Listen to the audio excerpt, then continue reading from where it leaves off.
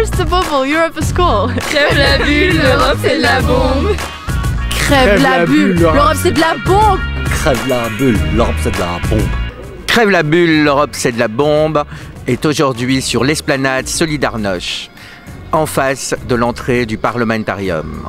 Là où on découvre, où on apprend l'Europe, où on apprend ses fonctionnements. À se demander quoi aujourd'hui? Aujourd'hui, nous allons nous pencher sur une question: élection ou révolution par le bulletin de vote? Que se passe-t-il en Europe? Et nous allons interroger diverses personnes présentes ici sur cette esplanade pour leur demander leur avis, l'avis des Européens, des gens, de vous, de moi. Les boules, l'Europe c'est de la bombe. Mon pays vient justement de sortir de l'Europe et j'étais super attristée par ça. Et bientôt les élections françaises et j'espère juste qu'on n'y en sortira pas non plus parce que j'aurais plus de nationalité européenne. C'est courir un peu à notre perte de quitter l'Europe. Je trouve que c'est un peu du suicide. Et ce serait vraiment dommage pour plein de petites choses. C'est vrai que moi je vais avoir une mobilité Erasmus très certainement.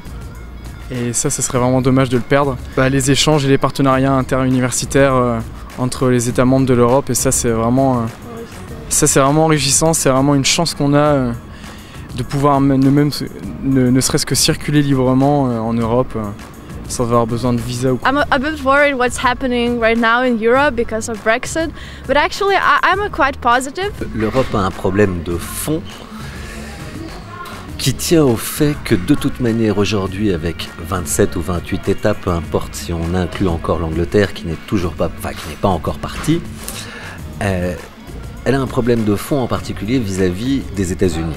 Si l'on regarde les États-Unis sont souvent beaucoup plus protectrices que ne peut l'être l'Europe. Notamment sur le plan économique, et ça a été un des arguments de Le Pen, qui dit qu'elle pourrait, si elle accédait au pouvoir, essayer d'amener plus de protection au niveau national, c'est parce que l'Europe n'arrive pas à le faire au niveau européen. Tout simplement parce que les intérêts des États sont extrêmement divergents et que beaucoup d'États européens ne voudraient pas, par exemple, d'une préférence européenne. Préférence européenne, c'est le fameux Buy American Act. Bon, ça, avant que ça n'arrive en Europe, beaucoup d'eau aura coulé sous les ponts, malheureusement.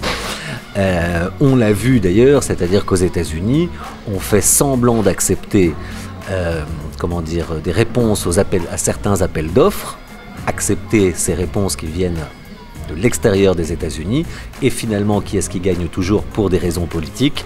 C'est par exemple Boeing contre Airbus à propos des MRTT, c'est-à-dire des fameux ravitailleurs en vol, qui était un contrat qui portait sur plusieurs milliards. Airbus l'avait remporté à un moment, puis ça a été Boeing, puis on est revenu, ça a été nouveau Airbus, et puis finalement c'est Boeing. Or, quand on regarde bien, dans beaucoup de domaines, les États-Unis ont ce fameux Buy American Act, qu'il est impossible, et qu'il sera impossible pendant certainement encore très longtemps, de pouvoir avoir d'un point de vue économique en Europe. Lorsque par exemple Trump ose dire que l'OTAN coûte trop cher aux États-Unis, il oublie peut-être de dire que bien des États membres de l'OTAN achètent ou utilisent et donc doivent à un moment ou à un autre payer du matériel américain. Et donc, à qui est-ce que ça rapporte? Aux Américains. Donc certes, peut-être que tous les États n'atteignent pas les fameux 2% de leur budget, enfin de participation plutôt au budget de l'OTAN, mais néanmoins, les États-Unis sont quand même largement gagnants d'un point de vue économique. Là-dessus, l'Europe, effectivement, pêche énormément. On a fait un grand marché, mais au-delà de ça, on n'est pas capable, on est très difficilement... l'Europe est assez difficile, arrive difficilement à véritablement, là où il le faudrait de temps à autre, et c'est ce que font les anglo-saxons très souvent, à protéger leur marché dans différents domaines. Notamment le domaine de la défense, le domaine aéronautique et d'autres domaines également. Crève les boules, l'Europe c'est de la bombe. Ce n'est certainement pas le président, uniquement le président français qui pourrait, avoir une bonne idée. Il faudrait obligatoirement qu'elle soit partagée par d'autres et pas uniquement par les Allemands. Il faut, si on revient un petit peu en arrière, l'Europe, elle s'est quand même construite et elle se construira toujours sur des équilibres. Donc entre la France et l'Allemagne, c'était d'abord que l'Allemagne serait la principale puissance industrielle en Europe, la France gardant son rôle de puissance agricole. Tout ça a été totalement détruit. Donc à partir de ce moment-là, cet équilibre est rompu. Il l'est depuis déjà pas mal de temps, depuis plusieurs décennies. Et de toute façon, il sera très difficile aujourd'hui de revenir sur cet équilibre. Et de toute manière, est-ce que ce serait vraiment nécessaire? Bon, ça c'est une autre question. Néanmoins, retrouver un équilibre va être d'autant plus difficile que même si aujourd'hui la France voulait revenir économiquement et faire les réformes qu'a fait l'Allemagne avec au moment du départ de Schröder, quand il est parti, c'est-à-dire d'abaisser les salaires pour rendre finalement l'industrie allemande de plus en plus compétitive. Si aujourd'hui la France fait ça, finalement qu'est-ce que ça fera? Ça fera uniquement que la France rattrapera un tout petit peu de productivité sur l'Allemagne. Mais c'est tout. Donc pour l'Europe, ça ne sera pas très très bon. D'ailleurs, d'autres se plaignent de cette hyperproductivité allemande, ce sont les pays de l'Est. Donc à partir de ce moment-là, l'Allemagne est véritablement vue comme hégémonique. Et si on est les 2e ou 3e ou 4e ou 5e ou 10e à faire les mêmes réformes, on n'arrivera jamais qu'à rattraper un petit peu l'Allemagne. Donc de toute manière, ça ne ramènera pas un équilibre. Being part of Europe, part of European Union, it's connected a bit with security for us, because once upon a time we were part of Soviet Union, and when we got our independence we started to look for new ways how to join Europe, because it was really connected for us with security. And right now, as a Lithuanian, I feel more secured as part of Europe. And we all believe in European values, because we understand what happened in Soviet Union, and we don't want this to repeat. So I think that European project is a great way how to keep peace in Europe. C'est un super projet, ça nous a apporté la stabilité financière, la paix. C'est un projet qui a consolidé, et ce que j'aimerais, c'est un peu plus de concrétisation de ce qu'apporte l'Europe au quotidien donc des Français, des Allemands, de tous les pays européens. I've participated in a lot of projects which were funded by Erasmus+, and I think that it's really awesome for me as a young person to experience Europe, to participate in various projects, to meet amazing people all around Europe. And just to be, part of it, global world, not like national and oriented only into one country, but part of something bigger. Moi j'aime beaucoup l'Europe, je suis anglaise, j'ai habité 10 ans en France et j'ai étudié actuellement à Bruxelles, donc l'Europe c'est quelque chose qui m'a apporté énormément de choses. Ça m'a permis de voyager énormément, je parle du coup de langues pour moi c'est vraiment hyper enrichissant de pouvoir avoir 2 nationalités européennes, de pouvoir voyager à travers l'Europe naturellement quoi. Moi j'aime beaucoup l'Europe. Pour le prochain président français ou pour le prochain couple franco-allemand, ça va être très très difficile de relancer l'Europe. Il faudrait quoi? Une autre grande idée comme l'euro, mais on a vu que l'euro ne plaît pas toujours aux citoyens, qui n'a pas toujours bien compris à quoi servait l'euro, qui se dit que ça sert plus à certaines puissances financières et à la finance en général que véritablement aux citoyens, que son application lorsque l'euro est rentré, est arrivé dans les portefeuilles des Européens, du citoyen européen, finalement le citoyen européen s'est senti un peu floué par cet euro marque, on va dire, c'est-à-dire une monnaie assez forte, alors que beaucoup de pays, pas uniquement la France, l'Italie ou d'autres, avaient des monnaies qui étaient beaucoup plus faibles.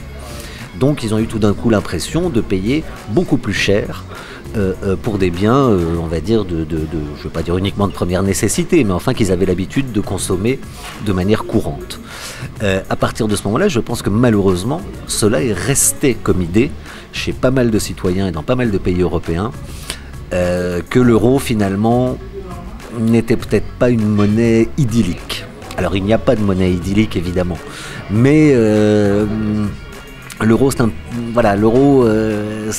a été la dernière grande étape, en tout cas le dernier grand défi qu'a réussi à faire et à soulever l'Union européenne, en tout cas une partie de l'Union européenne. Alors, est-ce que maintenant on pourrait faire cette fameuse Europe à plusieurs vitesses qui existe déjà? On le voit avec l'euro, on le voit avec Schengen.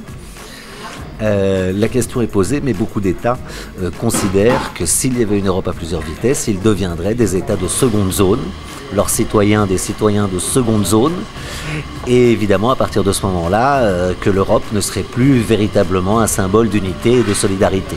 Ça risque donc d'être particulièrement difficile pour l'Europe de trouver de nouveaux défis à relever et qui puissent véritablement influencer la vie quotidienne des citoyens européens. Crève les boules, l'Europe c'est de la bombe. C'est un peu une peur de voir Marine Le Pen être élue à la tête de l'État français. Non, beaucoup de jeunes sont contre d'ailleurs. Enfin, notre entourage, je dirais qu'on est tous un peu révoltés par ça et qu'on veut à tout prix voilà, faire barrage au FN et ne pas sortir de l'Europe. Enfin, je n'ai jamais vu un pays isolé s'en sortir. Enfin, je veux dire, je vois pas comment ça peut être quelque chose de bien de s'isoler, quoi. Enfin, une politique d'autarcie, je vois pas vraiment. Enfin, nous, on n'a jamais vraiment connu ça, donc on voit que le positif d'échanger librement et d'être dans d'être dans l'Union européenne, quoi. On n'a jamais rien connu d'autre, donc c'est vrai pour nous, c'est une chance énorme. Moi je trouve que l'Europe est beaucoup moins unie que n'importe quel autre continent. Enfin, genre, aux États-Unis, je dis pas qu'il faut prendre l'exemple ou quoi, mais ils ont beaucoup plus l'air d'être unis. Enfin, ils revendiquent leur continent, leurs origines et tout, alors qu'en Europe, on dit pas je viens d'Europe, on dit je viens de Belgique, de France. Chirac a énormément fait de mal aux institutions en France. C'est lui qui a voulu impérativement imposer le quinquennat, c'est-à-dire en fait imposer tout simplement un mandat strictement identique pour la présidence et pour les le législateur, c'est-à-dire l'Assemblée nationale, ce qui fait qu'en fait, il n'y a plus de possibilité en France de se retrouver dans ce que l'on appelle une cohabitation. Or, finalement, quand on regarde les choix qu'avaient fait les Français plusieurs fois, eh bien, au niveau national, ils n'étaient pas contre pouvoir, à un moment ou à un autre, revenir sur leur choix pour tout simplement contester le gouvernement, enfin en tout cas les choix du gouvernement qui se trouvaient en place. Et finalement, on remarque petit à petit qu'en France en tout cas, fort probablement la population, en tout cas les électeurs, préfèrent pouvoir à un moment ou à un autre avoir, un peu comme aux États-Unis, des midterms. C'est-à-dire pouvoir dire, sans changer obligatoirement de président, mais pouvoir dire la politique que vous menez doit être corrigée à un moment ou à un autre. Donc on se retrouve avec des élections qui effectivement ont un air, c'est peut-être pas la maison brûle, parce que finalement le résultat du premier tour était relativement annoncé depuis longtemps. La seule chose, c'est que, effectivement, on se retrouve avec Le Pen parce qu'il y a un vote contestataire, pas uniquement contre l'Europe, mais d'abord et avant tout contre une mondialisation dont on ne sait pas trop où elle va, et qui donc fait peur. Et je ne pense pas que ce soit uniquement en France. Les propos de Marine Le Pen, je trouve qu'ils sont assez graves, mais en plus, faire sortir la France de l'Europe, ça va être vraiment très embêtant. En tout cas, Marine Le Pen, c'est mort, enfin... C'est la pire. C'est la pire. Elle est calculatrice, elle est manipulatrice, elle ment. Elle est raciste, elle est homophobe. Le deuxième tour des élections présidentielles aura lieu en juin, c'est-à-dire aux législatives. C'est là qu'on va voir s'il y a véritablement une recomposition telle qu'on l'annonce ou que certains voudraient l'annoncer du paysage politique français. En réalité, quand on voit bien, finalement, le candidat qui normalement devrait être élu dimanche prochain est quand même soutenu par énormément de gens qui sont là depuis longtemps. Alors ce n'est pas parce que tout d'un coup il change de nom, ou plutôt s'il change de parti, qui s'appelle plus, d'ailleurs certains l'avaient proposé, qu'on n'appelle plus le Parti Social, enfin que le Parti Socialiste change de nom, qu'il devienne plus social-démocratie ou quelque chose comme ça, ça ne voudra pas dire un changement fondamental. Quant à enterrer tout de suite les Républicains, c'est peut-être aussi aller vite en besogne. On voit que les fameux partis tels que le Front National, donc Marine présidente, et celui de Mélenchon, la France Insoumise, ont encore un énorme défi à relever qui est celui de l'assise territoriale. L'assise territoriale, c'est celui des législatives, c'est-à-dire de pouvoir avoir suffisamment de maires, de députés et ensuite de régions. Et ça, ce n'est pas encore gagné pour eux parce que ça se joue de manière très différente d'une présidentielle. La présidentielle française, c'est quand même, elle est même très différente, il ne faut pas l'oublier, de la présidentielle américaine. C'est un système à 2 tours avec suffrage universel direct à 2 tours et majoritaire. Ce qui n'est pas tout à fait le cas aux États-Unis, puisqu'il y a les fameux grands électeurs qui doivent se prononcer et qu'en fonction des États, ils ont plus ou moins de voix et que cela n'est pas toujours proportionnel avec la population exacte de chaque État fédéré. Donc c'est quand même très différent. Pour en revenir à la recomposition du système politique français, pour le moment on est toujours dans la Ve République. D'ailleurs les 2 candidats qui s'affrontent dimanche n'ont pas proposé, enfin ne sont pas pour une 6e République, ni l'un ni l'autre, même si peut-être l'une aurait voulu tout changer et faire une rupture totale, mais enfin en tout cas elle n'a jamais parlé de 6e République. Quant à l'autre, Emmanuel Macron, jusqu'à preuve du contraire, il a dit qu'il voulait sauver le système, c'est-à-dire rester dans la Ve République. Et là, je reviens à ce que je disais au départ, celui qui a fait certainement le plus de mal à la Ve République, c'est bien Jacques Chirac, qui, sous un élan de soi-disant modernité, a voulu imposer le quinquennat. Et ce qui aujourd'hui, finalement, et je pense qu'on peut voir aussi ce vote protestataire, et pour le FN et pour la France Insoumise, comme voulant dire, on en a marre d'un système qu'on nous a enlevé. Parce qu'on aimait bien ce système du septennat et de pouvoir, au bout de 5 ans, dire maintenant c'est terminé, il y aura une cohabitation. On a été floué, le programme pour lequel on a voté n'est pas adopté ou n'est pas suivi, eh bien on va changer de gouvernement. Ce qui est c'est pas une révolution en soi, mais c'est simplement obliger finalement le camp majoritaire à devenir l'opposition. Et c'était finalement assez intéressant. Et quand on regarde, ça fait pas si longtemps que cela qu'on a ce quinquennat en France, et il n'est pas impossible que finalement les gens disent écoutez, on est obligé de s'exprimer autrement pour pouvoir faire entendre que la politique, on aimerait bien agir un peu davantage dessus. Et que donc cette sorte de mid-terms, même si en France, pendant le septennat, c'était pas exactement au milieu du mandat présidentiel, mais effectivement, cette sorte de mid-terms, ou en tout cas de pouvoir revenir et de pouvoir s'exprimer à nouveau sur la politique en cours, eh bien, je pense personnellement que beaucoup de Français, en tout cas beaucoup d'électeurs en France, auraient préféré pouvoir garder ce système. Alors qu'en 2017, je trouve que c'est grave d'être raciste et homophobe encore, donc... surtout voter pour une femme qui est raciste, homophobe, qui n'accepte pas la différence des gens, en 2017, c'est grave. C'est pas avancer, c'est reculer, justement.